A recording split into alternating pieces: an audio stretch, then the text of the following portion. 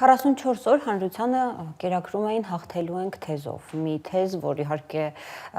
չափազանց գոտեպնդող էր այդ օրերին, ես ինքս եթերից այդ բառը ասելիս ամեն անգամ փորձում էի հավատալ, որ հաղթելու ենք, ապավինելով հայ զինվորին, հայ բանակին այնուամենայնիվ կամ նրան ինչ որ դրանից մնացել էր։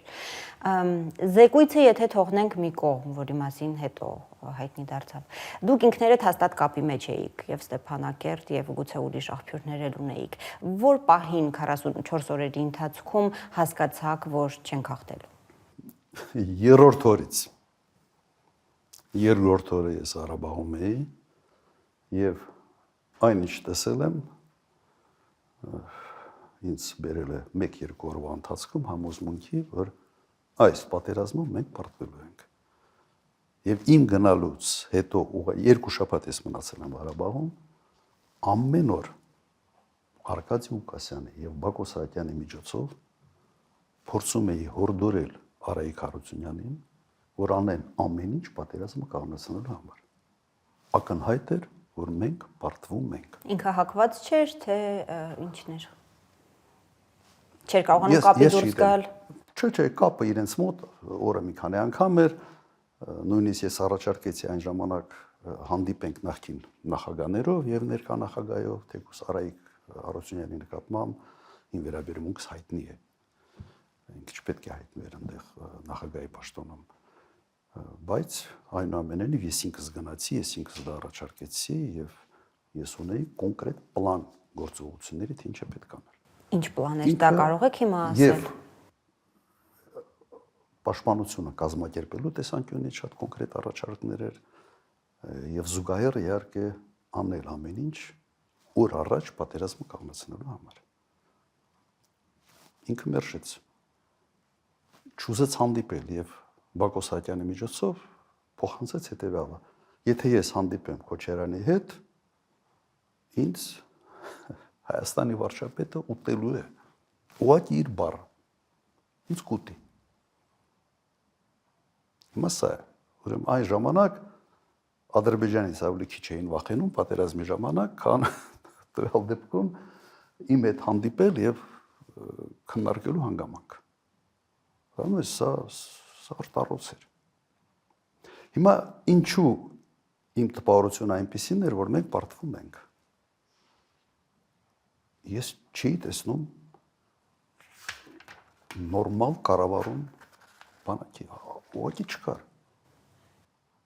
Որովհետև միջև այդ այնպիսի փոփոխություններ էր կատարվել հրամանատարական կազմում եւ առանցքային պաշտոններում նշանակվել են մարդիկ, որոնց հակով չէր այս պատերազմը։ Սա ակնհայտ երևում էր։ Իսկ կադրային քաղաքականությունը հետեւյալն էր, ինքը չէր վստահում բանակին եւ ուզում էր բանակում կարևոր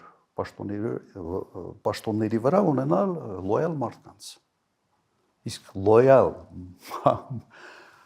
գեներալը կամ լոյալ բարձրաստիճան սպա միշտ չի որ այն սպան է, որը ունի բավարար հմտություններ պատերազմում հաղթանակ ունենալու համար։ Համատարած կադրային փոփոխություններ եւ հիմքում միայն եղել է լոյալությունը։ Վատեր ընդհանրապես բանակի մատակարարման հետ կապված ուղղակի բոլոր հարցերը։ Բոլոր, անխտիր։ Միջ պատերազմ հայտարարվել էր, որ օդը փակ է, չէ՞, եթե չեմ սխալվում։ Ստեփանակերտի օդը փակ է, Արայիկ Հարությունյանն էր ասել։ Բացարձակապես այդպես չէր։ Բացարձակապես։ Եվ կար եւս մի շարք հանգամանքներ, ես կցանկանայի նշել ամենից կարևոր հանգամանքներից մեկը, դա այն խայտառակ մոբիլիզացիան էր, որը արվեց Հայաստանի Հանրապետությունում։ Լավ չանեին ընդհանրապես ոչինչ բան, քան անեին։ Մարդկանց հավաքում էին եւ երրորդ օրը այդ մարդիկ հայտնվում էին առաջնագծում։ Ձևավորվում էր ոչ թե համալրման էին գնում ներկա զորամիավորումները, օրինակ գումարտակները, այլ նոր միավորումներ էին ստեղծում եւ ուղարկում ռազմաճակատ երրորդ օրը։ Մարդուժի պակաս կար գուցե։ Ոչ, այդ նույն մարդուժը պետք է համալրեին ներկա ստորաբաժանումները։ Իրեն գնացին լրիվ այլ ճանապարհով։ Դա էլ է ճանապարհ, բայց այդ դեպքում դու առնվազն 2-3 շաբաթ պետք է մարտական ներդաշնակություն ապահովես։ Իմ հարազատները զորակոչվել են, օրինակ, շատ մոտ հարազատներից մեկը պատերազմի երրորդ օրը հայտնվել է առաջնագծում մի sense վաշտում, որտեղ ոչ մեկին չէր ճանաչում ընդհանրապես։ Կա շատ པարզ բան, դու չես կարող անծանոթ մարդկանց հավաքել միտեղ, ձևավորել, օրինակ մի գումարդակ եւ հաջորդ օրը ուղարկել պատերազմի։ Դու ուղղակի մսաղացի մեջ ես ուղարկում այդ մարդկանց։ Առնվազն 2 շաբաթ պետք է մարտական ներդաշնակության տրեյնինգներ անես, որ իր մարդիկ ճանաչեն։ Հրամանատարը հասկանա, թե ստորադաս հրամանատարները ինչ կարգի հրամանատարներ են, ինչ գիտելիքներ ունեն։ 90-ականների պատերազմում այդպես էր, թե այդ ժամանակը չկար, թե պատերազմը այնպեսինը չէր։ Այն ժամանակ պատերազմը այդպեսինը չէր։ Ուրիշ իրավիճակ էր եւ այն ժամանակ այլ գործոններ էին աշխատում։ Եվ այն ժամանակ նաեւ հակառակորդը նույն վիճակում էր։ Այն ժամանակ պատերազմի կեսը ուղղակի ջոկատային էր։ Եվ երկրորդ կոպտագույն սխալը մենք վերադարձրել ենք 90-ական թվականներին։ Սկսել են ձևավորել ջոկատները եւ ջոկատները ուղարկել ռազմաճակատ։ Մենք ասած բանակային կառույցից հետ են գնացել մոտ 25 տարի, վերադարձրել ենք ջոկատային համակարգին։ Ջոկատը ունի մի առավելություն, մարդիկ իրար ճանաչում են, բայց սա բանակ չի։ Սա ինչի հետևանք էր, սա պլանավորված էր, թե սա էլ էր անփորձություն։ Ես չգիտեմ, ես կարծում եմ ուղղակի մարդիկ չունեին փորձ, չունեին գիտելիքներ, բայց հագել են մի կոստյում,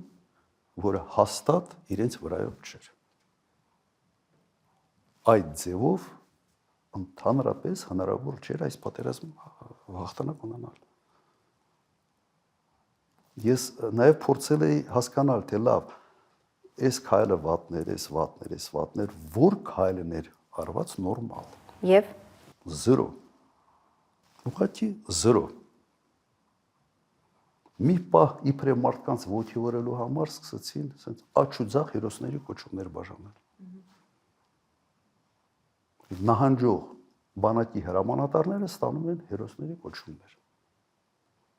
Դա լուրջ։ Դուք մտածում եք, դուք դրանով խրախուսում եք մարտունակությունը, դուք խրախուսում եք պարտությունը դրանով։ Կարող է առաջի գծի զինվորը, կարող է առաջի գծի վաշտի հրամանատարը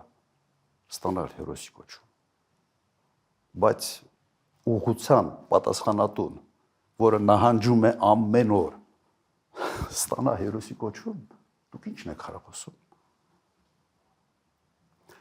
Իսկ դուք նաև նշեցիք այն ստերի մասին, որոնք հնչում էին։ Այդ սուտը քայքայում էր բանակը։ Եվ այդ սուտը, ասեմ, իմ կարծիքով հիմնական պատճառն էր շատ մեծ քանակի դասալիկների։ Մարդիկ առաջի գծում տեսնում են ինչ է կատարվում, զանգում են իրենց հարազատներին, հարազատները ուրախ են, որ մենք հաղթում ենք։ Ասենց էսա գետաշենն ենք վերցնում։ Սա ավելի մեծ անվստահության մթնոլորտ ձևավորելու ուղղակի տարբերակ չկար։ Ես համեմատեմ առաջի պատերազմի հետ։ Երբեք սուտ ինֆորմացիա չի եղել։ Եթե կորցրել ենք մի շրջան կամ մի գյուղ, հայտարարել ենք, ասել ենք, բոլորը դա գիտեին դրա մասին։ Բայց ամբողջությամբ տեղեկատվական դաշտը Հայաստանը վերցնել կոնտրոլի տակ եւ 44 օր ստերով կերակրել մեր ժողովրդին, դա հանցագործություն էր։ Երևանում այդպես էլ մարդիկ, այսպես այդ տագնապի զգացողությունը չունեցան։ Նույնիսկ դիակներ էին ուժ բերում։ Այդ մեքենաներում սպայկայի հավաքում էին, չէին բերում, որ ստեղ շատ չտարածվի, որ այդ սուտը չբացահայտվի։ Ասեմ, պատերազմի լավ բառ չեմ միգուցե օգտագործում, բայց այդ պատերազմները ասած մենեջմենտի կառավարման կարիք ունի։ Բոլոր ուղղություններով դա ցախողված էր։ Հիմա կրկնեմ, դա փորձի բացակայություններ, այլ քաոտիկ մտածելակերպի, երեկոյան մի բան մտածես, գիշերը մի ուրիշ բան անես, առավոտյան մի ուրիշ բան, դա բնորոշ է այսօրվա ղեկավարին եւ սա միայն քաոս էր ստեղծում բոլոր ուղղություններով։ Բոլոր